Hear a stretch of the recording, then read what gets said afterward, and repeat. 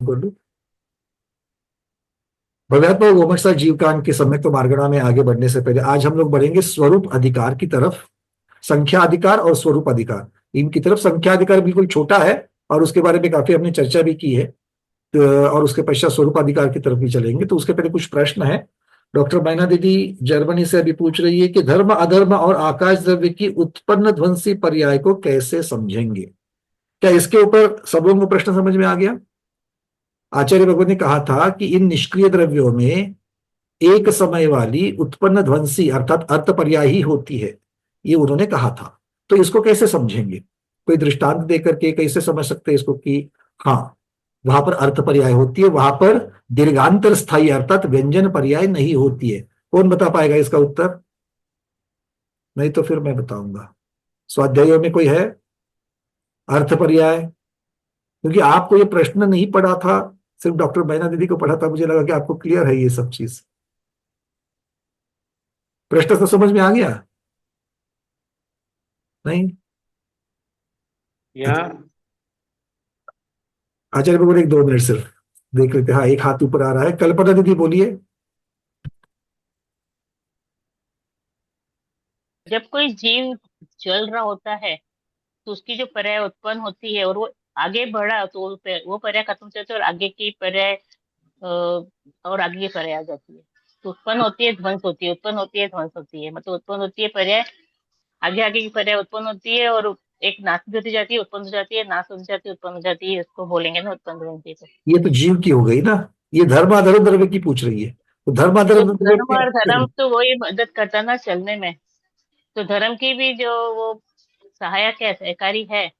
तो यहाँ पर सहकारी है, उसके आगे बढ़े तो वो आगे के सहकारी हो जाएगा, वो पीछे की अगर ध्वंस हो मान जाएगी। लो अगर मान लो कोई व्यक्ति भाग रहा है, कोई कार चल रही है। कार में समझने में इजी है। कोई कार 40 किलोमीटर प्रति घंटे की रफ्तार से चल रही है और लगातार 10 मिनट चल रही थी। बिल्कुल हाँ कम ज्यादा नहीं हुआ, 40 किलोमीटर पर किलोमीटर की रफ्तार से चल रही है। तो उस कार की 40 किलोमीटर प्रति घंटे की जो रफ्तार लगातार 10 मिनट बनी, तो क्या वो धर्मद्रव्य की पर्याय दीर्घांतर स्थायी पर्याय मानी जा सकती है क्या? अगर हाँ तो कैसे, ना तो क्यों नहीं? मेरे हिसाब से तो नहीं मानी जाएगी। वो वो पर्याय भी जैसे जैसे आगे बढ़ती जाती है गाड़ी, तो धर्म सहकारी है, धर्म धर्म। हम्म। तो यहाँ पे खत्म हुआ उसका, उस गाड़ी आगे बढ़ी तो उसका तो नया उत्पन्न हुआ ना, वो उत्पन्न उत्पन्न चलता रहेगा मेरे तो फिर वो पुद्गल अकॉर्डिंग टू की मी। क्या वो पुद्गल की दीर्घांतर स्थायी व्यंजन पर्याय मानी जाएगी? पुद्गल की एक बार मानी जा सकती है क्योंकि वो एक ही स्पीड से चल रही है। आप उसी के साथ में जो धर्मद्रव्य की सहायता है, आप उसको तो नहीं मान रहे। 10 मिनट के लिए आप उसको एक एक सेकेंड एक एक समय में उसको विभाजित करके उसको उत्पन्न ध्वंसी कह रही हो, और पुद्गल की उसी पर्याय को आप दीर्घांतर स्थायी कह रही हो। ऐसे कैसे चलेगा? है ना? तो पुद्गल में भी उत्पन्न होना चाहिए माना जाएगा। तो कि वो पुद्गल आगे बढ़ रही है तो अच्छा। उत्पन्न होना नाश होना तो चलना ही है, वो तो भले वो। अच्छा, एक एक छोटा सा प्रश्न कर लेते हैं। अभी हम लोगों की मनुष्य पर्याय है कि नहीं है? जीव की ये मनुष्य पर्याय है। सौ हाँ वर्ष की अपेक्षा, 80 वर्ष की अपेक्षा, 70 वर्ष की अपेक्षा से देखा जाए तो दीर्घांतर स्थायी है। हाँ और एक समय अगर प्रति समय में बदलाव हो रहा है, तो उस अपेक्षा से उत्पन्न ध्वंसी एक समय के अर्थ पर्याय दिख रही है। तो अब हाँ। यहां पर जैसे मुझे अर्थ पर्याय दिख रही है और व्यंजन पर्याय दिख रही है, वहां पर धर्मद्रव्य में अर्थ पर्याय और व्यंजन पर्याय है या नहीं है? क्योंकि एक ही पर्याय जो बन रही है स्थिति 70 वर्ष की, आप 70 वर्ष की को ही प्रति समय में भी आप कन्वर्ट करके अर्थ अर्थ पर्याय बता रहे हो, बट वहां पर क्यों नहीं बोल रहे फिर? सोच प्रति नहीं समय के तो अर्थ, फिशिंग करना पड़ेगा सिद्धांत की अपेक्षा। प्रति समय के में तो अर्थ पर्यायी आएगी प्रति समय में तो। नहीं नहीं, वो तो बात ठीक, बिल्कुल आप अर्थ पर्याय व्यंजन पर्याय की परिभाषा सही कर रही है। प्रश्न ये है कि धर्मद्रव्य में सिर्फ और सिर्फ अर्थ पर्याय ही है, व्यंजन पर्याय हाँ नहीं है, ऐसे बोल रहे आचार्य भगवान। उसको कैसे समझेंगे? हाँ प्रभु जी। व्यंजन पर्याय नहीं होती है उसमें। मुझे जहां तक उसमें याद है उसमें आकाश प्रेरक के गुणों में षटवाक षठानी जो है ये प्रिंसिपल इसमें लगता है, उसी से जो है प्रति समय वो चेंजेस आते हैं। हर पर्याय में प्रति समय के पर्याय में षट षट भाग हानि और षट भाग वृद्धि के पर्पज। उसी से। शतस्थान हानि और शतस्थान वृद्धि जी, इसकी अपेक्षा से है, तो दीर्घांतर स्थायी बन रही कि नहीं बन रही है? नहीं बन रही, वो एक प्रति समय ये हो रहा है। प्रति समय हो रहा है। अच्छा चलो एक मिनट, रूबी दीदी आप क्या कहना चाहोगी?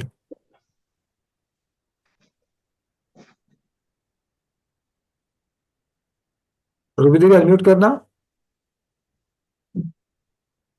अच्छा चलो अंजलि दीदी नागपुर बोलिए।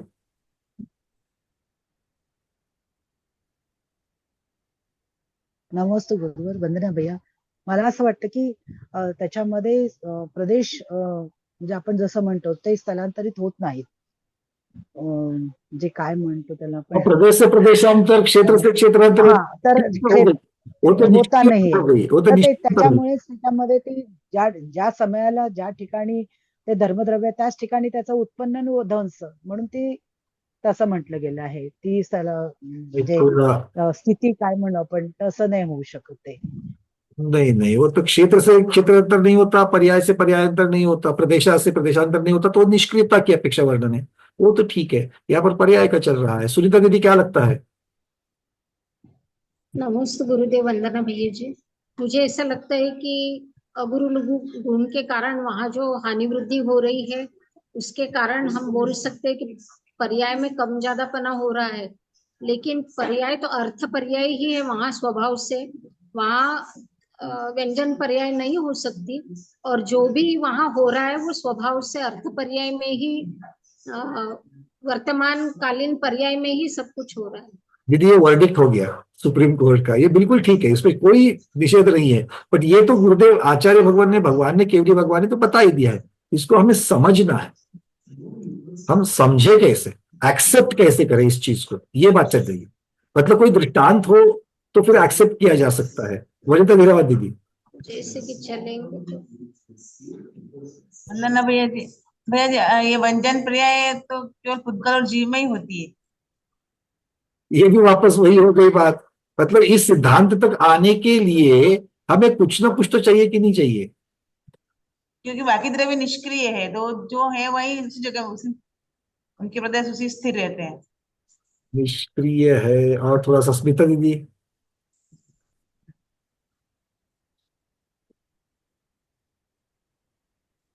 अनम्यूट करना दीदी.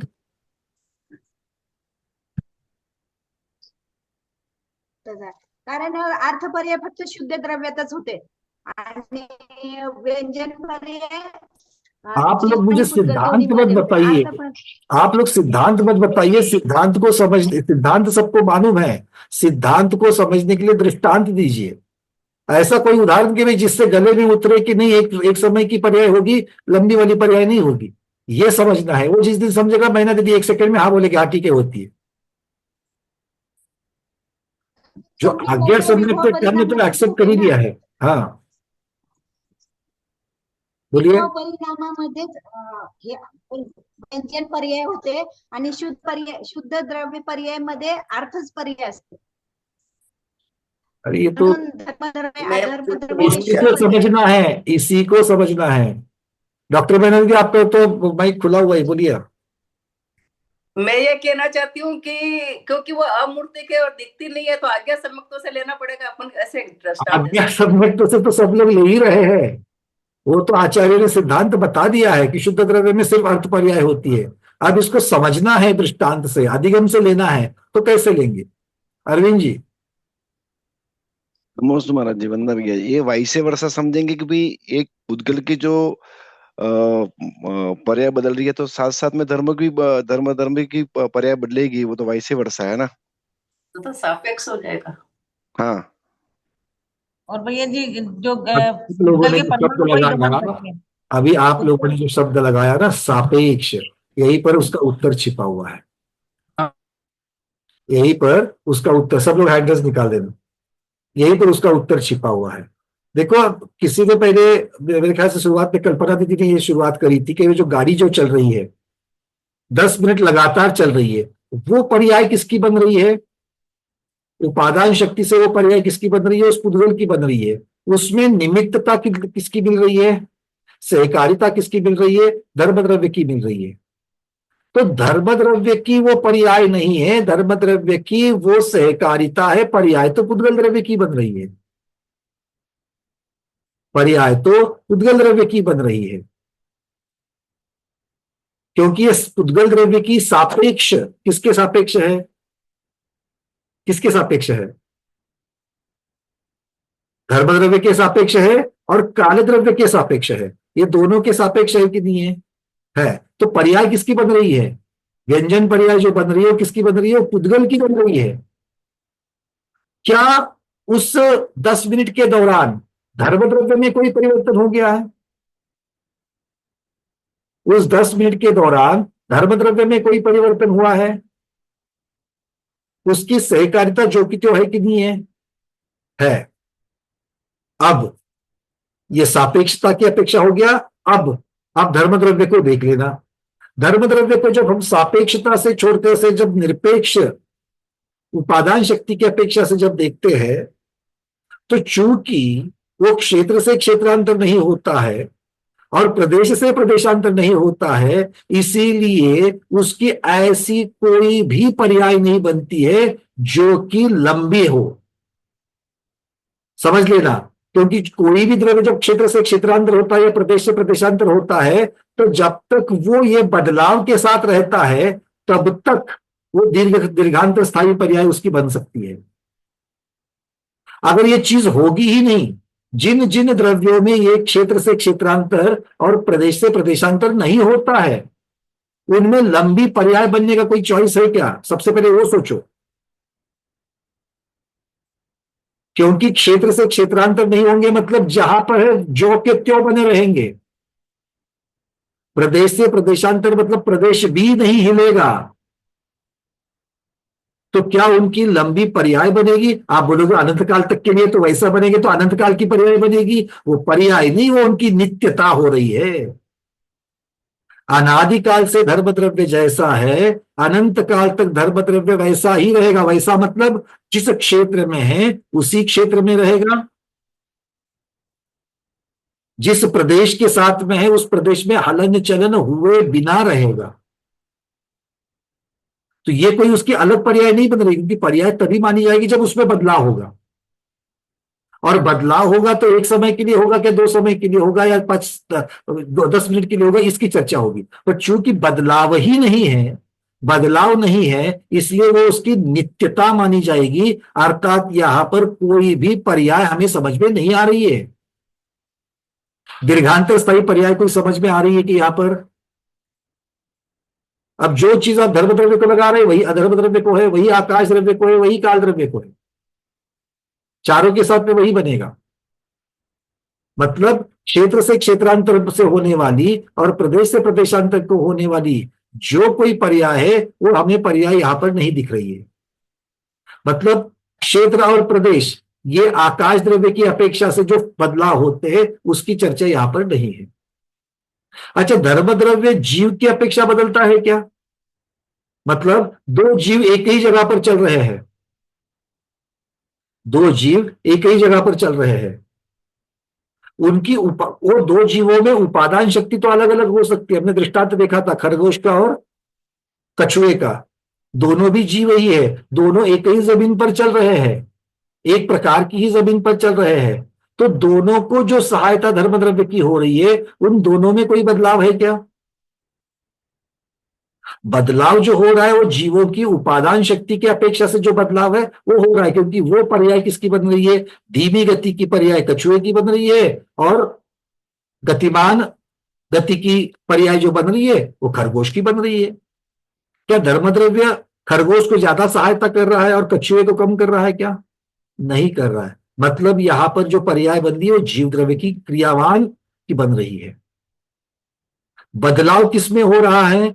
जीव या पुद्गल में जो क्रियावान है उनमें बदलाव हो रहा है, और इसीलिए उनकी वहां पर दीर्घांतर स्थायी अलग अलग प्रकार की उनकी वहां पर पर्याय बन सकती है। जो निष्क्रिय है उनमें दीर्घांतर स्थायी पर्याय कोई बन सकती है क्या? बन ही नहीं सकती है, क्योंकि निष्क्रिय का अर्थ ही है कि उनमें कोई भी ऐसा बदलाव नहीं होता कि जो अलग अलग प्रकार से समय की अपेक्षा से अलग अलग प्रकार से बदलता जाए। ऐसा कोई भी उसमें नहीं है और इसीलिए उनको निष्क्रिय कहा गया है।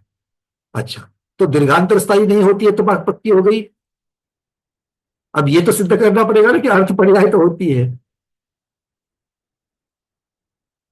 चेहरे इतने मायूस ना करो, अभी अभी तो आप सब लोग हाँ कह रहे थे, दीर्घांतर स्थायी तो नहीं होती है, तो समझ में आ गई बात। अब अर्थ पर्याय होती है, उत्पन्न ध्वंसी होती है, ये कैसे समझेंगे भाई? ये द्रव्य है कि नहीं है? धर्म और अधर्म द्रव्य है कि नहीं है? है। तो द्रव्य है तो पर्याय बनेगी कि नहीं बनेगी? पर्याय बनती तो दो ही प्रकार की है, एक उत्पन्न ध्वंसी, एक दीर्घांतर स्थायी। दीर्घांतर स्थायी तो नहीं है, मतलब अर्थ पर्याय तो बननी ही बननी है, मतलब अर्थ पर्याय तो बननी ही बननी है। तो इससे एक बात तो सिद्ध हो गई कि भैया इनमें अर्थ पर्याय सिद्ध होती है। ठीक है, अब ये कैसे होती है? ये जो सूक्ष्म परिणमन जो है उनमें कि प्रति समय उनमें जो बदलाव हो रहा है, अब यहां पर आप उसके सामान्य गुण की अपेक्षा से, अवगाहन क्रिया की अपेक्षा से, निरपेक्षता से, ये द्रव्य है इसलिए इनमें पर्याय होगी ही होगी। पर्याय जो है इसमें वर्तने का स्वभाव भी है, उपादान शक्ति है कि नहीं वर्तने की? धर्म द्रव्य में वर्तने की उपादान शक्ति स्वयं की है, तभी तो काल द्रव्य उसको वर्ता पाता है। अगर उसमें ही शक्ति नहीं तो काल द्रव्य कैसे सहायता कर पाएगा उसको? काल द्रव्य किसी को फोर्स तो नहीं करता वर्तने के लिए। इसका मतलब है कि जो उसमें वर्तने की जो उपादान शक्ति है, वो वर्तने की उपादान शक्ति की वजह से उसकी काल द्रव्य की सहायता से प्रति समय की उत्पन्न ध्वंसी पर्याय बन सकती है। मतलब द्रव्य है इसीलिए पर्याय होनी चाहिए, निष्क्रिय है इसलिए व्यंजन पर्याय नहीं बन सकती है, और चूंकि वर्तने की उपादान शक्ति है और काल द्रव्य की निमित्तता मिलती है, इसीलिए प्रति समय वाली उत्पन्न ध्वंसी अर्थ पर्याय बन सकती है। इन तरीके से हम लोग इसको बिल्कुल समझ सकते हैं कि इन निष्क्रिय द्रव्यों में, इन शुद्ध द्रव्यों में अर्थ पर्याय होती है, व्यंजन पर्याय नहीं होती है। बातें समझ में आ रही है? अब और हो सके, क्योंकि आप जितने भी दृष्टांत देना चाहोगे वो सारे दृष्टांत आप या तो पुद्गल के नहीं तो जीव के दोगे। कुछ भी जितना भी आप चिंतन करो, जितने भी दृष्टांत आएंगे वो पुद्गल के आएंगे और जीव के आएंगे, दोनों भी क्रियावान हैं। सारी धर्म द्रव्य की अपेक्षा जिनकी पर्याय बन रही, अरविंद जी ने एक शब्द लगाया था वाइस वर्सा। देखो, आप प्रधान को प्रधान, उपादान शक्ति को प्रधान करना है और निमित्त सहकारिता को गौण रखना है, निमित्त को निमित्त की अपेक्षा से रखना है। इसका मतलब जब कार चल रही है तो उसकी उपादान शक्ति जो क्रियावान शक्ति है उसकी अपेक्षा से चल रही है। अगर उसकी गति में कोई बदलाव नहीं है तो वहां पर जो भी सारी बस निमित्त सहकारिता गति की वहां पर है, तो सापेक्ष अपेक्षा से अगर हम लोग चर्चा करेंगे तो सापेक्ष की अपेक्षा से कथनचित कुछ अलग वर्णन हो सकता है, क्योंकि वहां पर भी अगर हम देखेंगे वो 40 किलोमीटर प्रति घंटा, ये जो पुद्गल की पर्याय है उस पुद्गल की पर्याय को प्रति समय की अपेक्षा से आप देखो, इस समय में अभी जो वर्तमान समय है उस वर्तमान समय में गाड़ी की जो पर्याय है वो पर्याय है कि नहीं है 40 किलोमीटर प्रति घंटा? पर क्या कार सिर्फ 40 किलोमीटर प्रति घंटे की अपेक्षा से इस समय में चल रही है? अगले समय में भी तो 40 किलोमीटर प्रति घंटे की रफ्तार से चल रही है, उसके अगले समय में भी चल रही है, उसके अगले समय में भी चल रही है। पर क्या पुद्गल द्रव्य की पर्याय सिर्फ धर्म द्रव्य की अपेक्षा से चल रही है, काल द्रव्य की अपेक्षा से ही चल रही है? क्या सिर्फ दोनों की अपेक्षा से चल रही है? उसकी स्वयं की उपादान शक्ति की अपेक्षा से कोई पर्याय नहीं बन रही है उन्हीं समयों में, उन्हीं उत्पन्न ध्वंसियों में? तो एजिंग की बात जो हम लोग कर रहे थे, जो शरीर का एजिंग होता है, मतलब बदलाव प्रति समय जो हो रहा है, वो उस पुद्गल में भी हो रहा है कि नहीं हो रहा है? जब कार 40 किलोमीटर प्रति घंटे की रफ्तार से चल रही है तो हवा जो दूसरी पुद्गल है उसका घर्षण गाड़ी की बॉडी के साथ में हो रहा है कि नहीं हो रहा है? तो उसकी वजह से कोई पुद्गल परमाणु उसमें से निकल के जा सकते हैं कि नहीं जा सकते हैं? अगर ऐसा नहीं होता तो वर्षों तक जो पहाड़ों के पत्थर रहते हैं वो घिस कैसे जाते हैं, वो कट कैसे जाते हैं? पानी से भी कटते हैं, हवा से भी कटते हैं। देखा कि नहीं देखा आपने? सहस्त्राब्दियां बीत जाती है और उसमें बदलाव होते रहते हैं।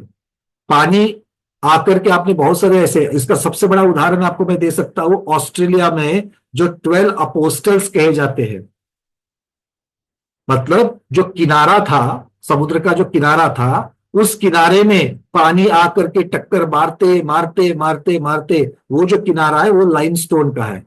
लाइमस्टोन का एक पत्थर जो होता है बड़ा मुलायम होता है, तो उसको वो टक्कर मारते मारते मारते उसने क्या कर दिया कि जो किनारा था उसमें छेद बना करके एक पीस को अंदर कर लिया। मतलब आते आके पानी मारते मारते मारते अब चारों तरफ से उसके पानी जाना चालू हो गया। इतना उसने कर दिया। बहुत सारे साल लगते हैं इसको होने के लिए। तो ऐसा बनते बनते बनते फिर उसके अंदर एक छेद बन गया, तो इसके अलग अलग आकार बनते जाते, लोग जाकर के वहां पर सैलानी आकर के थे। मैंने सबसे पहले 1999 में सबसे पहले मैं गया था, ये मेलबोर्न और सिडनी के बीच में, मेलबोर्न से नजदीक है ये, तो 12 अपोस्टल्स कहा जाता है इसको। तो मैंने 1999 में देखा था, उसके मेरे पास फोटोग्राफ्स भी है। और अभी जब मैं 2022-23 में जब मैं गया था, तो उसी के फोटोग्राफ देखे तो मुझे आंखों से बदलाव, अरे ये इतना बड़ा छेद हो गया, लास्ट टाइम तो बिल्कुल हमने छोटा देखा था, अब तो इतना बड़ा हो गया। पिछली बार ये हिस्सा किनारे से लगा हुआ था, इस बार बिल्कुल किनारे से कट गया है। मतलब कितने वर्षों में, 23, 24, 25 वर्षों में मैंने अपने आंखों से जब बदलाव देखे हैं, तो ये बदलाव पानी के टकराव से हुआ कि नहीं हुआ। बिल्कुल ग्रैंड कैनियन की पहाड़ी का एग्जाम्पल हेमांगी दीदी दे रही है अमेरिका में। तो इस प्रकार के उदाहरण हम लोग देख सकते हैं कि एक पुद्गल से दूसरे पुद्गल के साथ घर्षण होकर के उनमें भी बदलाव हो रहे। कहने का मतलब ये है कि जो पर्याय पुद्गल द्रव्य की बन रही है, वो आप किसकी अपेक्षा से देखते हो, किसको प्रदान कर रहे हो, किसको गौण कर रहे हो। वर्तना काल द्रव्य की अपेक्षा से हो गया, गति में सहायक धर्म द्रव्य की अपेक्षा से हो गया, रुकते वक्त अधर्म द्रव्य की अपेक्षा से पर्याय बन रही है, और उसके स्वयं उपादान शक्ति की अपेक्षा से भी उस पुद्गल में बदलाव होते जा रहे हैं, उसकी तरफ भी हमको देखना पड़ेगा। तो इस समय में कार की जो 40 किलोमीटर प्रति घंटे की जो रफ्तार है, और अगले समय में रफ्तार की अपेक्षा से बदलाव आपको नहीं दिख रहा है, किंतु पुद्गल की अपेक्षा से तो बदलाव हुआ है। पुद्गल की अपेक्षा से हुआ है कि नहीं हुआ है। तो पुद्गल में भी एक समय की वहां पर पर्याय बन रही कि नहीं बन रही है, बिल्कुल बन रही है। इसका अर्थ यह हो गया कि सापेक्ष और निरपेक्ष, इस प्रकार से जब हम लोग क्रियावान द्रव्यों में जब देखते हैं तो अर्थ पर्याय व्यंजन पर्याय दोनों दिखती है। और जो शुद्ध द्रव्य है उनमें चूंकि ये निष्क्रियता क्षेत्र से क्षेत्रांतर पर्याय, प्रदेश से प्रदेशांतर नहीं होते हैं, इसलिए उसमें व्यंजन पर्याय हमें नहीं दिखाई देती है। और निरपेक्षता की अपेक्षा से चूंकि ये द्रव्य है तो उसमें पर्याय होती ही होती है, और काल द्रव्य उनमें वर्तने में सहायक होता है, उस अपेक्षा से उनकी अर्थ पर्याय एक समय की उत्पन्न ध्वंसी बन सकती है। क्लियर है। अब इसके अलावा और किसी को कुछ कहना है तो कह सकते, तो मेरी बुद्धि से जितना जा पाया उतना मैंने यहाँ पर कह दिया है। अब मैं पहले आचार्य भगवान को, आचार्य भगवान है कि यहाँ पर? हाँ है, आचार्य भगवान है। आचार्य श्री, आपको मैं सबसे पहले विनती करूंगा कि आप इसके ऊपर अगर कोई प्रकाश डालना चाहो तो कृपया। हाँ बोलिए। आचार्य भगवान, इस विषय के ऊपर आप क्या और क्या कहना चाहते हैं कि निष्क्रिय द्रव्यों की अर्थ पर्याय को कैसे समझे? निष्क्रिय द्रव्य जैसे धर्म अधर्म आकाश और काल द्रव्य, ये चारों द्रव्य निष्क्रिय है।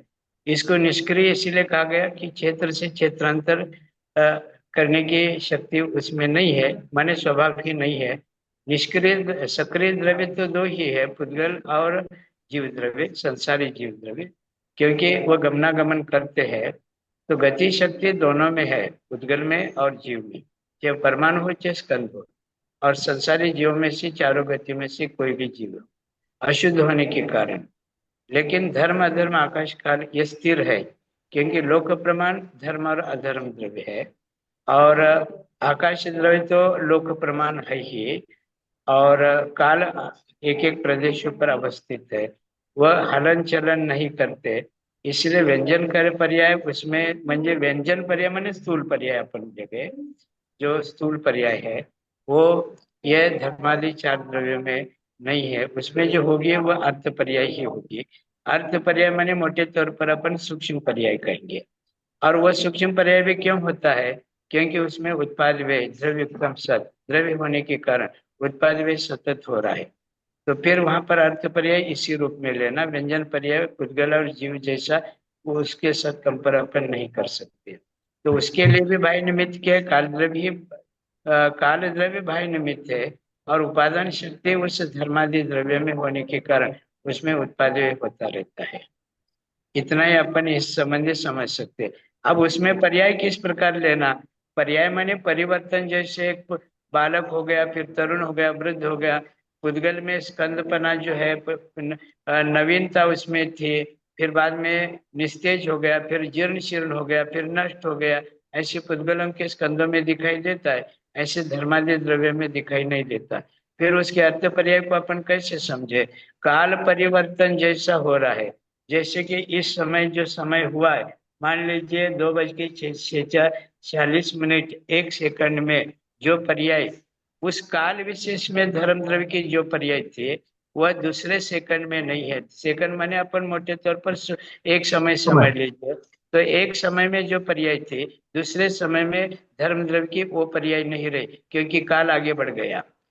पहला का जो काल था वो भूतकाल बन गया, नवीन भविष्य काल जो था वो वर्तमान बन गया, फिर अगले समय में अभी जो वर्तमान काल है वो भूतकाल हो गया। तो काल की अपेक्षा धर्मादि द्रव्य में अपन परिवर्तन समझना, न कि वस्तु तो उस द्रव्य में और उस गुण में ऐसा कोई बदलाव हो रहा है, ये समझना।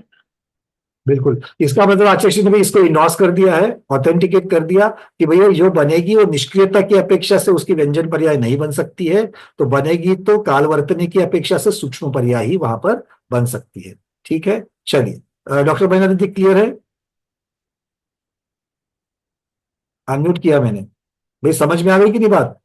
समझ में है, पर इसका मतलब वो दृष्टिगोचर नहीं होती है। पर्याय भले अपन मतलब सिद्धांत के अनुसार अपन समझ सकते हैं कि हाँ उसमें हुआ, यही दृष्टिगोचर नहीं है, अमूर्तिक है। हाँ मूर्तिक है ना, तो वो भी नहीं होगा।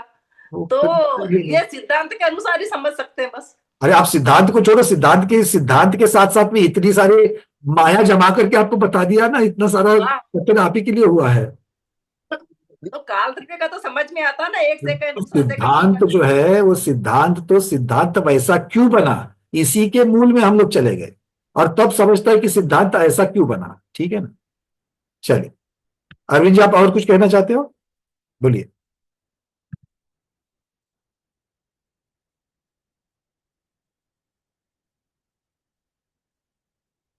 एक मिनट अनम्यूट करिए ठीक से। इसमें जो कार का एग्जांपल लिया अपन ने, तो कार में अगर ऑटोमेटिक नहीं हो और कार का चालक चलाता है, तो इसमें जो जीव द्रव्य है तो इसका भी पर्याय मतलब बदलेगी, वो भी एक सहयोग में आएगा ना। ये देखो, ये सारे अभी आगे जो उपकार की अपेक्षा उपग्रह शब्द जो लगाया गया है, स्थिति में उपग्रह, गति में उपग्रह, बहुत सारी चीजें हैं इसमें। मतलब छह द्रव आ जाएंगे ना इसमें। हाँ, दो मतलब निष्क्रिय आ जाएंगे बाकी। हाँ, वो सारी चीजें सब जगह पर वही होगी कि एक उपादान शक्ति की क्रियावान होने की, पुद्गल की और जीव की स्वयं की शक्ति, और उसके गतिमान होने में और सहायता है, और उसके पर्याय बदलने में और सभी सहायता है। इसकी अपेक्षा से हमेशा वर्णन होता ही रहेगा। ओके बंधु। चलिए प्रमोद जी बोलिए। जैसे हम लोग केवल ज्ञान में जब पर्याय की बात करते हैं तो कहते हैं कि साहब जो चेंजेस हो रहे हैं प्रति समय उसकी वजह से वह साक्ष्य पर्याय बदल, लेकिन यहाँ पर आकाश द्रव्य शुद्ध द्रव्य जो है बिल्कुल यहाँ पे ऐसी मतलब हमने जो पढ़ा था, मेरे को देखना कि उसमें ये लिखा था कि शुद्ध द्रव्यों में अगुरु लघु गुण की वजह से षटभाग हादि वृत्ति होती है, वो प्रति समय उसकी वजह से पर्याय बदल, उसकी वजह से पर्याय उसमें उपादान शक्ति आती है। आप जो अगुरु लघु गुण की बात कर रहे हो, ये सामान्य गुण है जिसकी वजह से द्रव्य में उसमें पर्याय बनने की शक्ति, उपादान शक्ति आ रही है, और वो तो कारण ही है क्योंकि वो द्रव्य है और द्रव्य में वो गुण है, वो कारण है, उस कारण की वजह से उसमें उपादान शक्ति है पर्याय की। और पर्याय की शक्ति का अर्थ ये होता है कि सिर्फ पर्याय की शक्ति बोलने से नहीं चलेगा, क्योंकि पर्याय की शक्ति कहोगे तो फिर अर्थ पर्याय भी बन सकती है, व्यंजन पर्याय भी बन सकती है। तो व्यंजन पर्याय क्यों नहीं बन रही है, ये यहाँ पर मूल चर्चा थी। अर्थ पर्याय तो बन सकती है और वो अगुरु लघु की अपेक्षा से ही बनेगी। ठीक है, चलिए ये दीदी बोलिए। हाँ, नमस्ते आचार्य श्री वंदना भैया। मतलब हमें यहाँ अर्थ पर्याय सिर्फ और सिर्फ काल द्रव्य की अपेक्षा से लेना है कि जो चारों निष्क्रिय द्रव्य की अपेक्षा से, और पांचवा शुद्ध द्रव्य जीव। हाँ, कि जो अभी पर्याय की सभी शुद्ध द्रव्यों में अर्थ पर्याय ही होगी। हाँ, एक समय की पर्याय नष्ट हो गई वर्तमान की, इस अपेक्षा से पर्याय बदलती रहती, उसमें कोई दीर्घांतरवादी पर्याय नहीं बनेगी, नहीं होती जी। हाँ चलिए अर्चना दीदी आपने हैंड रेज किया है, बोलिए। भैया जी, यही मेरे को समझना था, लेकिन इसमें एक चीज और समझना है कि विभाव अर्थ पर्याय, स्वभाव अर्थ पर्याय, विभाव व्यंजन पर्याय, विभाव अर्थ पर्याय, ये इसमें ये भी मैंने कहीं देखा, पढ़ रही थी, मुझे समझ में नहीं आया, तो मैंने ऐसे ही कल परसों नोट्स आपने पढ़ाया था तो पढ़ रही थी, तो इसमें ये चीज भी एक नई चीज आई, तो मैं ये क्या है इसके बारे में विभाव बताइए। विभाव मुख्यतः से अशुद्धता की अपेक्षा से कहा जाता है। हाँ, वो तो जीव पता है की मुझे, विभाव लेकिन पर्याय बन गई है। जो जैसे अभी आप संसार में हो, तो संसार में विभाव ये विभाव पर्याय है कि नहीं हमारी, तो ये हाँ, विभाव पर्याय की फिर अर्थ पर्याय और व्यंजन पर्याय दोनों दिखाई देगी। विभाव की अर्थ व्यंजन पर्याय, ये समझ में नहीं विभाव आया। की व्यंजन पर्याय और विभाव की अर्थ पर्याय। ये कैसे? अभी आप कौन से विभाव शब्द का अर्थ ले लो, अशुद्ध अवस्था। हाँ, विभाव मतलब अशुद्ध, ये तो मतलब जो तो संसारी अशुद्ध जीव होते अवस्था हैं में अभी हम अशुद्ध अवस्था में है कि नहीं है, क्योंकि हम अकेले जीव द्रव्य नहीं है, पुद्गल के साथ बंधा हुआ है, इसलिए हम अशुद्ध है। राइट। ठीक है। अब वो अशुद्ध होने की वजह से हमारी व्यंजन पर्याय भी दिखती है और अर्थ पर्याय भी दिखती है। अर्थ पर्याय कैसे दिखेगी? व्यंजन तो आपकी समझ। आपकी एजिंग जो हो रही है वो प्रति समय हो रही है कि नहीं हो रही है? अच्छा अच्छा। आपकी आयु जो नष्ट हो रही है वो प्रति समय हो रही है कि नहीं हो रही है? आप इस समय में आपकी जो आयु है, अगले समय में आपकी आयु एक समय से कम हो गई कि नहीं हो गई? राइट। हाँ, ये अर्थ पर्याय हो गई। तब ये जीव में दोनों पर्याय दिख रहे हैं, विभाव अर्थ पर्याय, विभाव अशुद्ध व्यंजन जीव पर्याय। में, अशुद्ध जीव में, जी, सॉरी। अशुद्ध जीव में दोनों दिखेगी, शुद्ध जीव हाँ। में सिर्फ अर्थ पर्याय दिखेगी। अच्छा। हाँ, ये महत्वपूर्ण है। और फिर स्वभाव अर्थ पर्याय मतलब शुद्ध जीव स्वभाव में का अर्थ होता है शुद्ध, हाँ। जिसमें कोई मिलावट नहीं, वो स्व के अपने भाव के साथ, अपने परिणाम के साथ, अपनी अवस्था में, मूल अवस्था में है। और स्वभाव व्यंजन पर्याय में फिर क्या आएगा? व्यंजन मतलब दीर्घांतर स्थायी, अर्थ मतलब सूक्ष्म एक उत्पन्न ध्वंसी। तो इसका एग्जाम्पल क्या आएगा स्वभाव व्यंजन पर्याय का? दीदी अभी आपको स्वभाव व्यंजन की अपेक्षा से नहीं होता है। आप अच्छा, शुद्धता में जब चाहते हो तो शुद्धता में आपको अर्थ पर्याय ही होगी।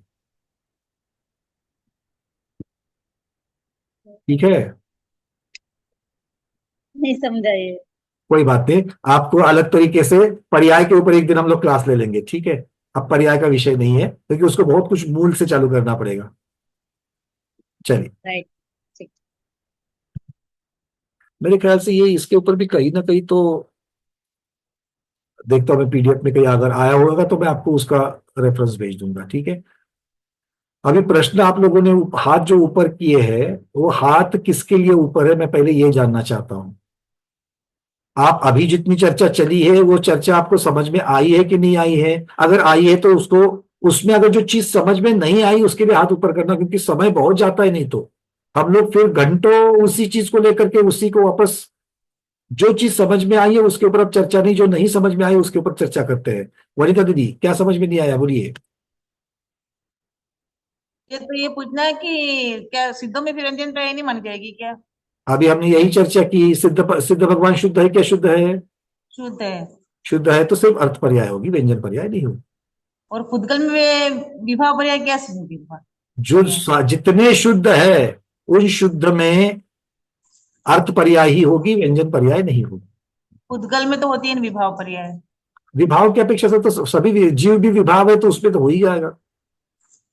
तो क्या मानेंगे पुद्गल विभाव पर्याय? क्रियावान जो है, क्रियावान की अपेक्षा से, अब विभाव पर्याय कौन सी है? देखो, लकड़ी की जो सोफा बनाया गया है, सोफे की अपेक्षा से आपको विभाव पर्याय दिख रही थी कि नहीं दिख रही? सोफे की अपेक्षा से देखा जाए तो। अच्छा। ठीक है, कर्म की अपेक्षा से देखो, कर्म जीव के साथ बंधा हुआ है, तो वो जो पर्याय है उस पर्याय को देख लो आप, दीर्घांतर स्थायी और सूक्ष्म दोनों दिख रही कि नहीं दिख रही है? ठीक है, चलिए, मीनाक्षी दीदी। वंदना भैया जी, जो अर्थ पर्याय है वो क्रियावान हो या अक्रियावान हो, छह द्रव्य का विषय केवल ज्ञानी का विषय है, और व्यंजन पर्याय सभी को, हमको भी समझ में आता है, घड़ी घंटा वगैरह, वो बराबर है कि नहीं? वो व्यवहार काल की पर्याय बताई गई है, वो व्यवहारिक काल की अपेक्षा से ले लेना, ठीक है। व्यंजन वो हमको है समझ में आती है, लेकिन अर्थ द्रव्यों पर्याय केवल में, शुद्ध शुद्ध द्रव्यों में जब शुद्ध काल को शुद्ध कब कहोगे? हाँ निश्चय से उसका जब वर्णन करोगे तब तो वो अविनाशी दिखेगा। हाँ निश्चय से जब व्यवहार करोगे तो वो वैसे ही दिखेगा आपको। तो जो दूसरे द्रव्यों के साथ में क्रिया नहीं करते वो शुद्ध हो जाएंगे, वो अवस्था शुद्ध होगी। सिद्ध भगवान की आत्मा किसी के साथ में ऐसा कोई कारण है कि वो दूसरे द्रव्यों के साथ में मिक्स हो रही है? नहीं हो रही है, तो वो शुद्ध पर्याय है। इस प्रकार से समझ, ठीक है। चलिए सुनीता दीदी। वंदना भैया जी, नमस्ते गुरुदेव। मेरा प्रश्न है, मैं प्रश्न से ज्यादा तो मैं क्या समझी हूँ वो बताना चाहती हूँ कि स्वभाव रूप दो, विभाव रूप होने वाले दो ही द्रव्य है, पुद्गल और जीव। स्वभाव रूप और विभाव रूप परिणाम इनमें ही होता है, और अन्य द्रव्य तो शुद्ध स्वरूप ही है, उनका तो स्वभाव रूप ही परिणामन है। बिल्कुल तो ठीक। ये जो विभाव रूप परिणामन है, जब परमाणु एक स्वतंत्र परमाणु रहता है तब उसकी वो स्वभाव रूप परिणामन है और शुद्ध पर्याय है, और जब वो स्कंद रूप हो जाता है तब विभाव रूप हो जाता है। बिल्कुल और ठीक। जीव द्रव्य अन्य द्रव्य के साथ, यानी पुद्गल या फिर कर्म पुद्गल, उनके साथ जब बंधता है तब उसका वो विभाव रूप परिणामन है। तो और जब स्वयं में पुद्गल में समझ लेना, जो एक पुद्गल परमाणु है वो अपनी स्निग्धता रुक्षता जो भी आपका गुण लिया हुआ है, अब वो बंद करेगा तो किसके साथ बंद करेगा? जो उस परिणामों में स्निग्धता रुक्षता के जो परिणाम है, जो गुण है, उनमें कोई बदलाव होगा तभी तो उसके साथ में बंध को प्राप्त होगा।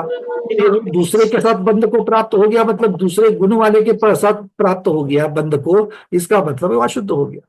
हाँ, तो उसको विभाव रूप परिणामन कहेंगे। विभाव रूप परिणामन कहेंगे, बिल्कुल ठीक।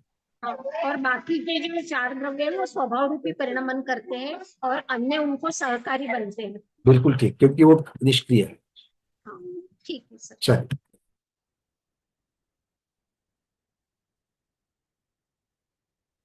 शुद्ध अशुद्ध हाइजीन कोरोना की अपेक्षा से मत ले लेना, ठीक है। नहीं तो आप बोलोगे कि भाई ठीक है पुद्गल द्रव्य अशुद्ध हो गया लकड़ी के सोफा की अपेक्षा से, तो हर रोज उसके ऊपर पानी मत डाल देना शुद्ध करने के लिए, ठीक है, खराब हो जाएगा।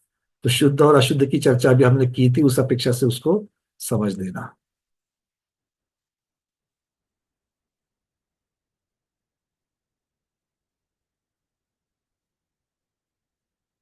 चलिए अब थोड़ा सा आगे बढ़े, विषय की तरफ चलते हैं। संख्या अधिकार 6 द्रव्यों की संख्या, गाथा क्रमांक 588।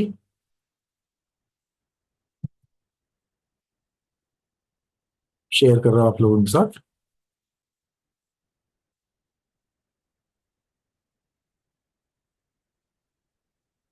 जीवा अनंत संखानंत गुणा पुग्गलाहुत तोदु धम्मातियम एक लोग पदे सप्पम्मा कालो।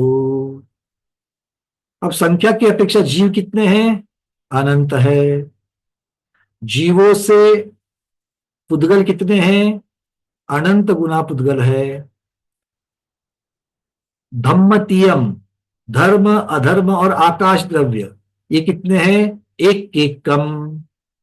और काल कितने हैं? लोक पदेश पमा, लोकाकाश प्रदेश प्रमाण, अर्थात लोकाकाश का जो असंख्यात प्रदेश होता है उस लोकाकाश प्रमाण असंख्यात कालानु है। तो हमको यहाँ पर द्रव्यों की संख्या, प्रदेशों की संख्या नहीं, कल मैंने इसको बताया था बेसन के लड्डू के उदाहरण दे करके, प्रदेश की संख्या अलग और द्रव्य की संख्या अलग। समझ में आ गई ना बात? डिब्बे में 10 लड्डू है और एक लड्डू में 1,00,000 कण है, तो उस डब्बे में द्रव्य की संख्या कितनी होगी? प्रश्न सुन लेना। डब्बे में 10 बेसन के लड्डू है और एक लड्डू में 1,00,000 बेसन के कण है, तो उस डब्बे में द्रव्य की संख्या कितनी होगी? गंगवाल जी। द्रव्य तो एक ही है ना? द्रव्य एक ही है। चलो, और मैंने कितने प्रकार के नहीं पूछे सर, द्रव्य अच्छा। की संख्या मैंने पूछी है। आप और हम यहाँ पर अभी कितने लॉगिन हैं? 191, मतलब 200 के आसपास लोग बैठे, समझ लेना। तो द्रव्य कितने प्रकार का है, स्वाध्याय कर रहा है? एक ही प्रकार का जीव द्रव्य स्वाध्याय कर रहा है, किंतु कितनी संख्या में बैठे हैं? अराउंड 200। हाँ, तो संख्या है कि नहीं जीव की? आपका जीव और मेरा जीव एक ही है क्या? अलग अलग है। अलग है, मतलब आपका जीव द्रव्य और मेरा जीव द्रव्य संख्या तो हो गई कि नहीं हो गई? हो गई हो गई। वैसे आप बताइए, डब्बे में कितने द्रव्य हैं? अनंत असंख्यात। असंख्यात। दीपक असंख्यात। में कितने हैं? 10। 10। अलका दीदी आपके डिब्बे में? 10। 10। गंगवार प्रदेश की संख्या कितनी है? अगर द्रव्य की संख्या आप असंख्यात कह रहे हो तो प्रदेश की संख्या कितनी हो जाएगी?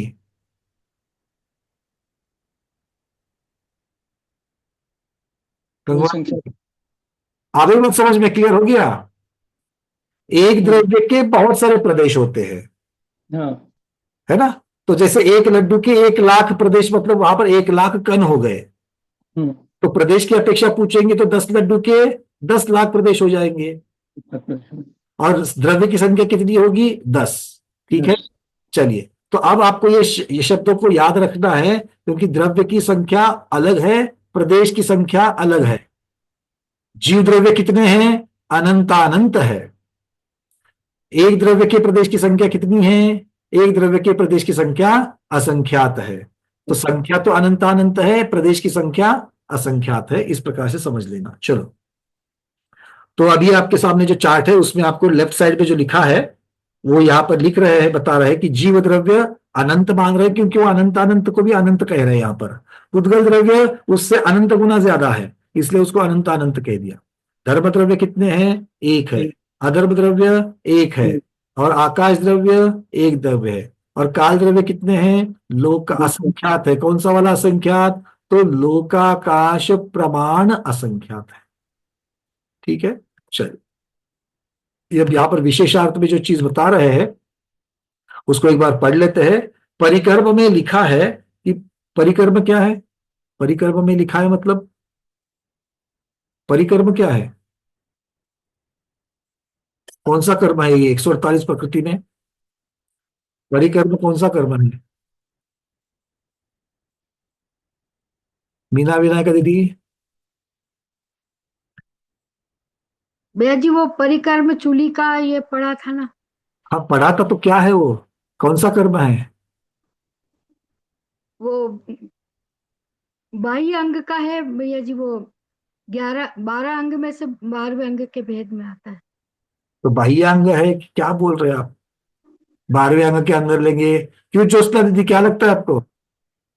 वो थोड़ा मीना दीदी नजदीक तो पहुंच गई है, बट लाइट नहीं जली वहां पर, अंधेरा है तो थोड़ा सा। ग्रंथ है अपने, ग्रंथ परिक्रम नाम का ग्रंथ है। परिकर नाम का ग्रंथ है। और कोई कुछ कहना चाहता है परिक्रम के बारे में? प्रमोद जी? ये पूर्व है, परिक्रम पूर्व। हाँ, परिक्रम पूर्व है। अच्छा, 14 पूर्व में तो नाम नहीं आया परिक्रम का। सुरेखा दीदी, क्या है ये? ये अंग प्रविष्ट के जो 12 वेदा है उसमें 12वां का 10 है। 12वें अंग के भेद जब किए जाते हैं, सूत्र है, परिकर्म है, प्रतमान योग है, शूलिका है, पूर्वगत है। ठीक है, तो आचार्य भगवान यहाँ पर लिख रहे हैं कि परिकर्म में, बाकी सब लोगों का भांडरस निकाल दो, परिकर्म में लिखा है कि सर्व जीव राशि का उत्तरोत्तर वर्ग करने पर अनंत लोक प्रमाण वर्ग स्थान जाकर के फिर पुद्गल द्रव्य प्राप्त होता है। इसकी चर्चा हमने पहले करी थी कि नहीं? वर्ग करते जाओ, अनंत बार जब वर्ग हो जाएगा जीव की राशि का, तब जाकर के पुद्गल की राशि, वो वाला अनंत पुद्गल है। तो अनंत गुना कौन सा अनंत गुना? तो जीव राशि को वर्ग करते हुए अनंत बार जब आगे ले जाएंगे तो अनंत वर्ग स्थान आगे जाने के पश्चात उनका बन जाएगा। ठीक है, चलिए।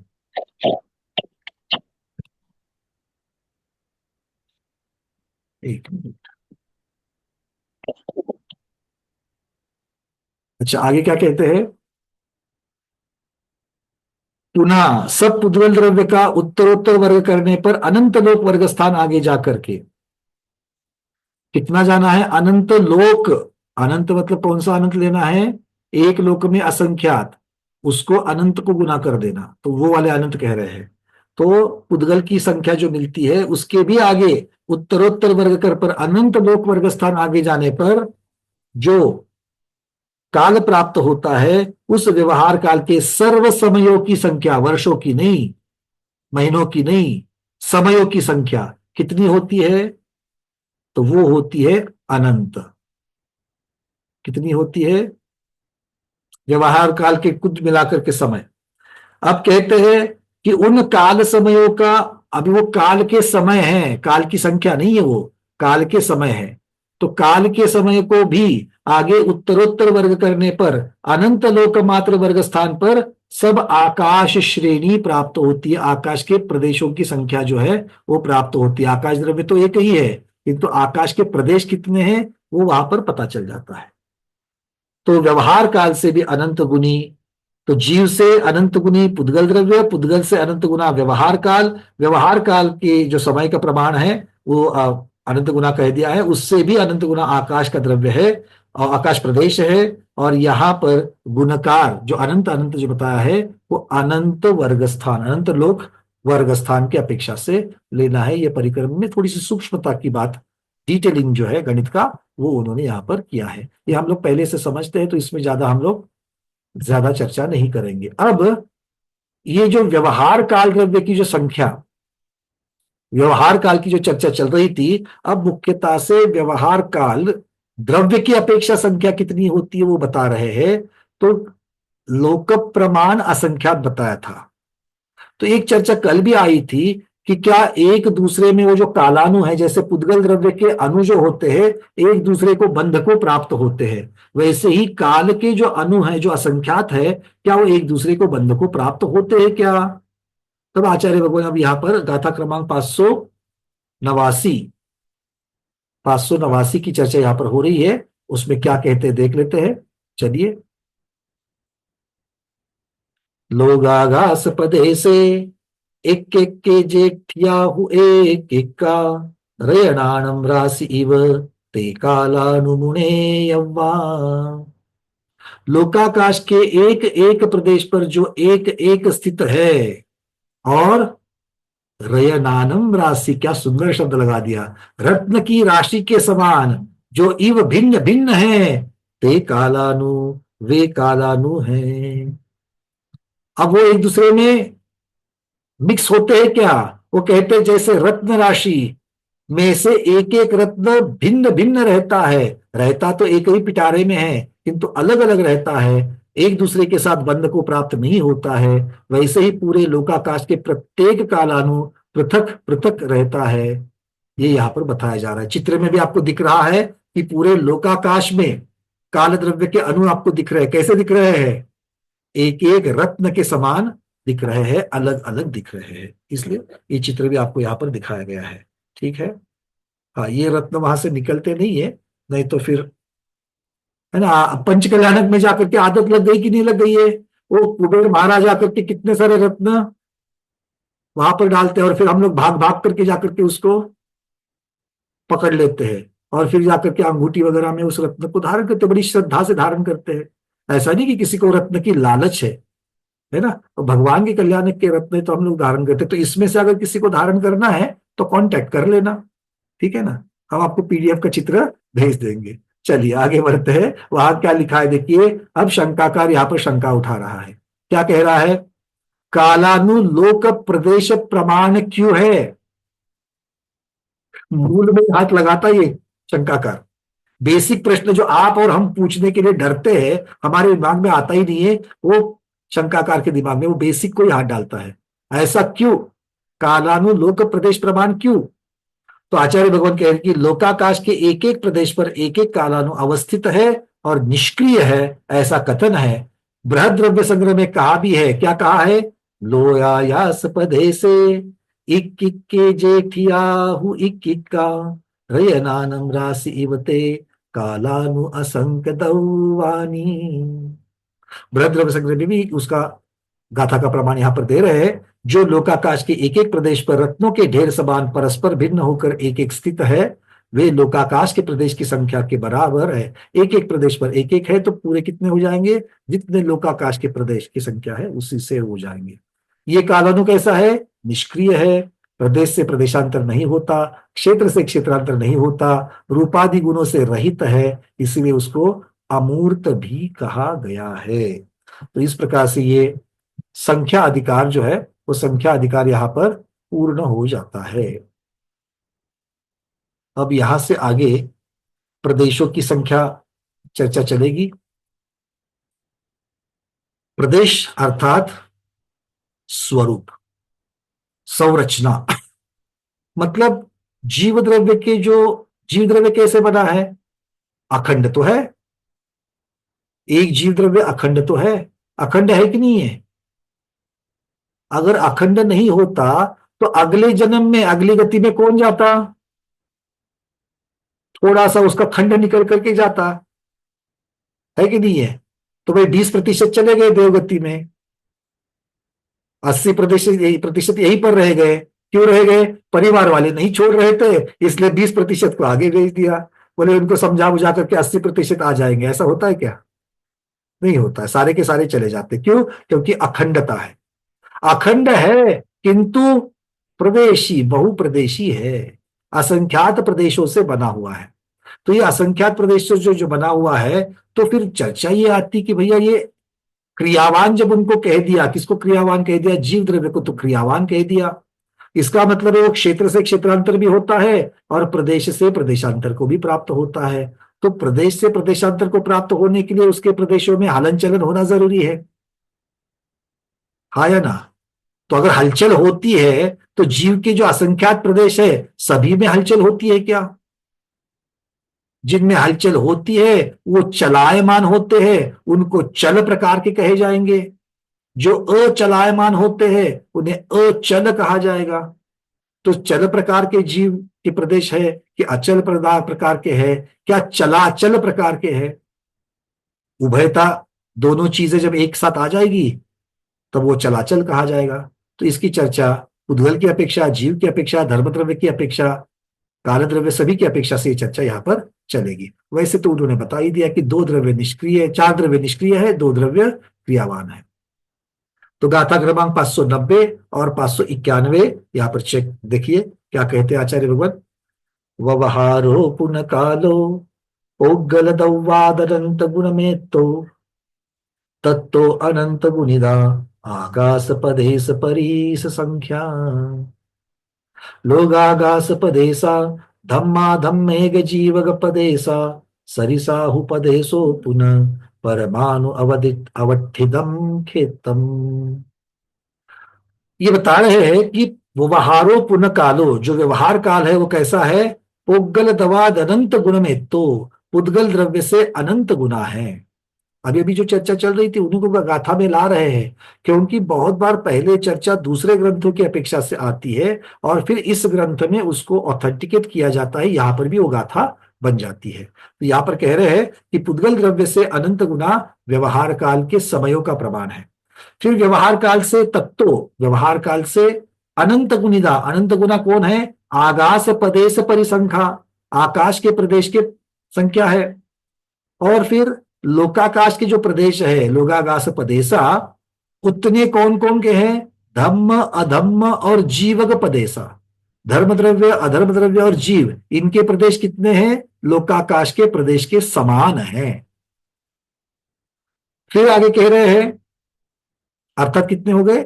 असंख्यात हो गए। फिर कहते हैं सरिसाहु पदेशो पुनः परमाणु अवठिदम खेतम, अर्थात आकाश के एक प्रदेश के ऊपर परमाणु ठहरता है और परमाणु का वो क्षेत्र कहलाता है। खेतम अर्थात क्या है? परमाणु का वो क्षेत्र कहा जाएगा। तो परमाणु का क्षेत्र कौन सा है? प्रदेश है। आकाश का एक प्रदेश ये परमाणु का क्षेत्र हो गया, उतना क्षेत्र वो धारण करता है। अब यहां पर मुख्यता से हमें क्या क्या चीजें दिख रही है? भैया आप परमाणु की भी चर्चा कर रहे हो, प्रदेश की भी चर्चा कर रहे हो, समय की भी चर्चा कर रहे हो, तो ये क्या वर्णन चल रहा है? तो आचार्य कहते हैं ये द्रव्य, क्षेत्र, काल और भाव, इनकी अपेक्षा से आपको सबसे जघन्य इकाइयां, सबसे जघन्य यूनिट्स क्या क्या होते हैं वो आपको बताया जा रहा है। तो परमाणु क्या है? द्रव्य प्रमाण। द्रव्य प्रमाण में क्या आएगा? परमाणु। परमाणु मतलब पुद्गल का सबसे छोटा अविभागी हिस्सा, वो परमाणु हो जाएगा। ये द्रव्य की अपेक्षा कथन हो गया। क्षेत्र की अपेक्षा वर्णन क्या होगा? वही परमाणु आकाश में जितने क्षेत्र को धारण करता है वो प्रदेश हो जाएगा, तो ये क्षेत्र की अपेक्षा वर्णन हो गया। वही आकाश में बाजू बाजू में स्थित जो प्रदेश होते हैं उनमें एक परमाणु दूसरे प्रदेश पर पहुंचने के लिए यथायोग्य मंद गति से जब जाता है तो उसको लगने वाला काल एक समय कहते हैं। तो उसी का वर्णन काल की अपेक्षा, वही परमाणु का वर्णन काल की अपेक्षा से आ गया। और भाव की अपेक्षा, परमाणु में शक्ति है कि नहीं है? कौन कौन सी शक्ति है परमाणु में? आप लोग जब हाँ कहते तो मुझे मन में जिज्ञासा होती है। परमाणु में शक्ति है, कौन सी शक्ति है? हाँ अंजलि दीदी, परमाणु में कौन सी शक्ति है?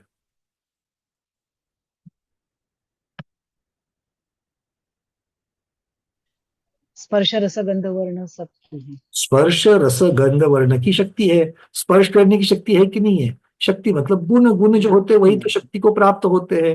मीनाक्षी दीदी आपके पास और कोई अलग है परमाणु के पास? स्कंद बनने की शक्ति है। हाँ, स्कंद बनने की शक्ति है। स्कंद बंधने की शक्ति, उसका कारण मुख्यतः से स्निग्धता और रुक्षता, ये गुण कहते हैं। ठीक है, तो बंधने की शक्ति है, बिल्कुल ठीक, बहुत बढ़िया। तो बंधने की शक्ति भी उसके पास है। तो इस प्रकार से ये जो शक्तियां पुद्गल के अंदर है, ये जो पुद्गल की शक्ति, अब प्रत्येक गुण जो है उस गुण के आप टुकड़े टुकड़े टुकड़े करते जाइए तो एक टुकड़ा कहलाएगा अविभागी प्रतिच्छेद। जब अब आगे उस गुण के टुकड़े नहीं होंगे, मतलब इससे नीचे वो गुण नहीं पाया जाएगा, तब वो क्या कहलाएगा टुकड़ा? वो कहलाएगा परमाणु, अविभाग प्रतिच्छेद। प्रतिच्छेद परमाणु के गुण का। मैंने शक्कर का उदाहरण हमेशा देता हूं। शक्कर को मिठास जितनी है, आप बोलते हो अरे इतनी मीठी चाय क्यों बनाई है, आधी कर दो, आधी मीठी करो। तो आपने उस मिठास के गुण को आधा करने के लिए कह दिया, फिर उसका आधा, उसका आधा, उसका आधा, उसका आधा करते करते करते करते एक समय ऐसा आएगा कि भाई इसका, आपको कुसुम दीदी को हमने बोला था चाय को कम मीठा करो, तो ये वो बोले भैया इससे कम तो बनती ही नहीं है, इतनी तो कम से कम बनेगी। मतलब वो मिठास गुण इसके आगे इसका विभाग नहीं हो सकता, इससे कम नहीं हो सकता। तो क्या हो गया? वो अंतिम टुकड़ा जो है मिठास का वो कहलाएगा अविभाग प्रतिच्छेद। किसका? मिठास गुण का। ऐसा ही अविभाग प्रतिच्छेद किसका होगा? खुरदरेपन का होगा। ऐसा ही अविभाग प्रतिच्छेद किसका होगा? स्पर्श गुण का होगा, रूप गुण का होगा। मतलब स्पर्श गुण का मतलब कठोर गुण का होगा, नर्म गुण का होगा। 8 प्रकार के स्पर्श जो है उसमें से एक एक प्रकार के स्पर्श के अविभाग प्रतिच्छेद होंगे। 5 प्रकार के वर्ण जो है उनके हर एक के अविभाग प्रतिच्छेद होंगे। 2 प्रकार के गंध है, उनमें से प्रत्येक के अविभाग प्रतिच्छेद होंगे। सुगंध के अविभाग प्रतिच्छेद अलग, दुर्गंध के अविभाग प्रतिच्छेद अलग। बात समझ में आ रही है? तो ये सारा अविभाग प्रतिच्छेद शक्त्यांश की अपेक्षा जो वर्णन किया जा रहा है वो सारा वर्णन कहलाएगा भाव की अपेक्षा। ठीक है, तो ये द्रव्य, क्षेत्र, काल, भाव की अपेक्षा ये जो सारा वर्णन है उसकी चर्चा मुख्यतः से यहां पर हो चुकी है। समय और थोड़ा सा है तो और थोड़ी चर्चा आगे बढ़ाते हैं। आपके किसी के प्रश्न तो? हाँ दीपा दीदी बोलिए। तो भाव में गुणों की शक्ति का आएगा वर्णन।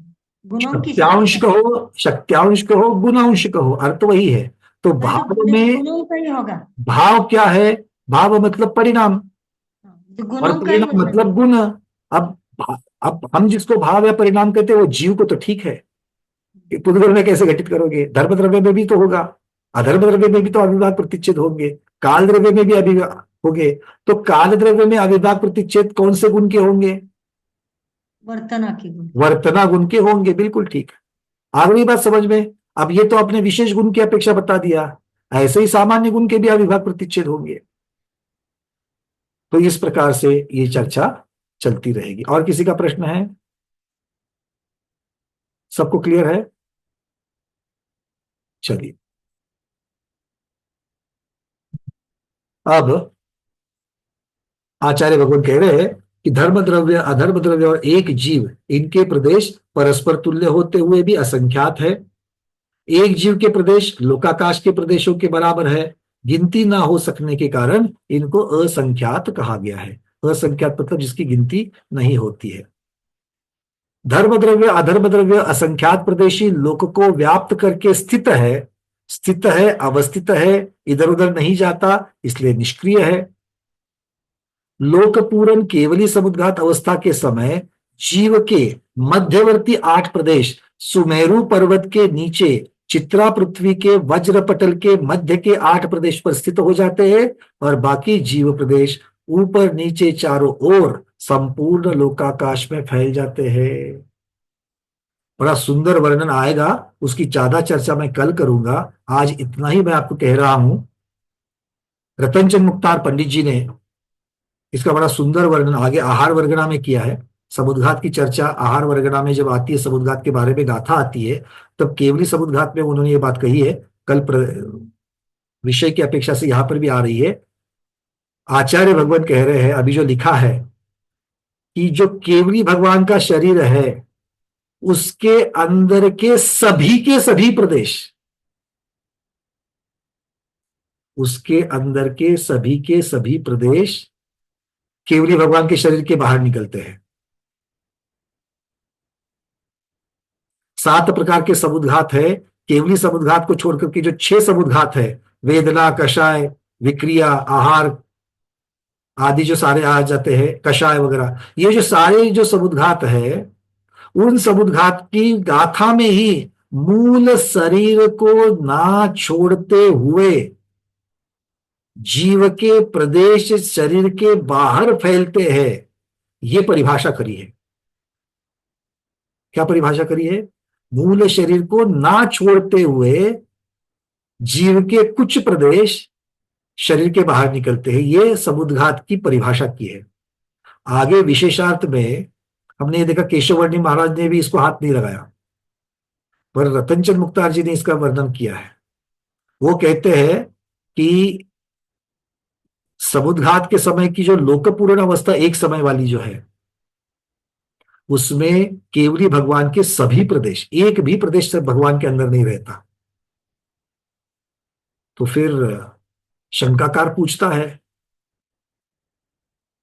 कि भगवान का शरीर जिस आकाश के प्रदेश में है, भगवान का शरीर जिस आकाश प्रदेश में है, वो उसमें मान लो उदाहरण के लिए 15 प्रदेश आ जाते हैं आकाश के शरीर में। मतलब मान लो सीमंदर भगवान है अभी विदेह क्षेत्र में, वो कल समुद्घात करेंगे। अब समुद्घात के समय भगवान तो बैठे हुए हैं पद्मासन में, ऐसा मान लो। कहां बैठे? विदेह क्षेत्र में, जम्बूद्वीप के। अब वो पद्मासन में जब बैठते हैं तो उनके शरीर ने आकाश के 100 प्रदेश व्याप्त किए, ऐसा समझ लेते हैं। कितना? 100 प्रदेश के ऊपर उतनी अवगाना है उनकी, ऐसा मान लेते हैं। अब जब भगवान समुद्घात करते हैं तो लोकपूर्ण में तो उनके शरीर के अंदर के सारे प्रदेश निकल गए। कहां जाएंगे? तो केंद्र बनाएंगे सुदर्शन मेरु के नीचे के 8 मध्य प्रदेश, और वहां से पूरे के पूरे वात वलय के अंदर तक लेकर पूरे लोकाकाश पे फैल जाएंगे। अर्थात भगवान के शरीर के अंदर एक भी प्रदेश नहीं रहता, सारे बाहर होते हैं। तो शंकाकार बोलता है बाहर होते का मतलब क्या है? क्योंकि 100 प्रदेश जो आप भगवान के शरीर के जो आकाश प्रदेश है, उनमें उस 100 प्रदेश में भगवान के 100 आत्म प्रदेश भी तो आ जाएंगे। आएंगे कि नहीं आएंगे? शरीर के बाहर है पर 100 तो आएंगे। क्यों? क्योंकि उतना आकाश तो भगवान के शरीर ने घेरा है, और उस आकाश में समुद्घात के समय में वहां पर जीव के प्रदेश भी तो होंगे। मतलब 100 प्रदेश ऐसे है कि जहां पर भगवान का शरीर भी है और भगवान के शरीर के बाहर एक अवगाना, एक क्षेत्रावगाना को प्राप्त है, किंतु शरीर के बाहर 100 प्रदेश है। और आज पंडित जी आगे समझाते हैं, ऐसा मत समझना कि वो दोनों एक ही आकाश प्रदेश पर है। 100 प्रदेश जीव के भी और शरीर के भी, तो उन दोनों में एक क्षेत्रावघा बंध को प्राप्त होते। बोले बंध को प्राप्त नहीं रहते। जब तक लोक पूर्ण अवस्था है तब तक वो उस शरीर के साथ बंध को प्राप्त नहीं रहते। अर्थ ये हो गया कि नो कर्म वर्गना और जीव के आत्म प्रदेश अलग अलग होते हैं। मैंने 5 बार ये प्रकरण बार बार पढ़ा कि मैं पढ़ने में तो कोई गलती नहीं कर रहा हूं ना, क्योंकि अभी आर मार्गना की पीडीएफ बना रहा हूं। 5 बार सच बोल रहा हूं, मैं पढ़ रहा हूं कि ये ऐसा कैसा है। मतलब एक समय की भी बात अगर हो तो केवली भगवान के शरीर के अंदर आत्मा का एक भी प्रदेश नहीं है। बात तो यही है और यही समझा रहे हैं वहां पर। इसलिए हमने निकाल करके केशव वर्णी महाराज की टीका निकाली तो उन्होंने इसके बारे में कुछ नहीं लिखा है। बट बाद में जाकर के देखा तो भाई हो सकता है, परम औदारिक शरीर है, एक समय की चर्चा है, और चूंकि आत्म प्रदेशों में आयु लगी हुई है तो इसीलिए उसको वहां पर मरण नहीं कह सकते हैं, निर्वाण नहीं कह सकते हैं। बाकी की चर्चा बाद में, अभी इतनी ही कर लेते हैं। तो प्रदेश चल प्रकार के होते हैं, अचल प्रकार के होते कि नहीं होते हैं। और आज आपको एक विशेष बात हमने बता दी कि पंडित जी रतनचंद्र मुक्तार जी की अपेक्षा से उन्होंने कहा है, और उसका उन्होंने कोई संदर्भ ग्रंथ का नहीं दिया है। हमने देखा कि टिप्पण में ऐसा कोई दिया है क्या कि भाई इस ग्रंथ में ऐसी चर्चा आई, तो ऐसा नहीं दिया है। तो हम पंडित रतनचंद्र मुक्तार जी के हवाले से आपको कहेंगे कि उन्होंने ऐसा माना है कि लोकपूर्ण ये जो समुद्घात होता है तो उसमें भगवान के शरीर के बाहर सारे के सारे प्रदेश आ जाते हैं। क्योंकि वो कहते हैं तब तक ये बात सिद्ध ही नहीं होती है कि भगवान के 8 मध्य प्रदेश लोकाकाश के 8 मध्य प्रदेश पर विराजमान करते हुए फिर उसको फैलना है, ये बात हो ही नहीं सकती है और होगी ही नहीं। क्योंकि अगर भगवान के मध्य प्रदेश भगवान के शरीर के अंदर रहेंगे तो सुदर्शन मेरु के नीचे कैसे चले जाएंगे? आ रही बात समझ में? तो इस प्रकार से ये बात यहाँ पर कही गई है। इस विषय को कल आगे बढ़ाते हैं। आज इतना ही। आज के स्वाध्याय को गुरुओं के श्री चरणों में बारंबार नमोस्तु वंदनामि इच्छा का करते हुए यहीं पर समापन करते हैं। जैनम जयतु शासनम, जैनम जयतु शासनम, जैनम जयतु शासनम।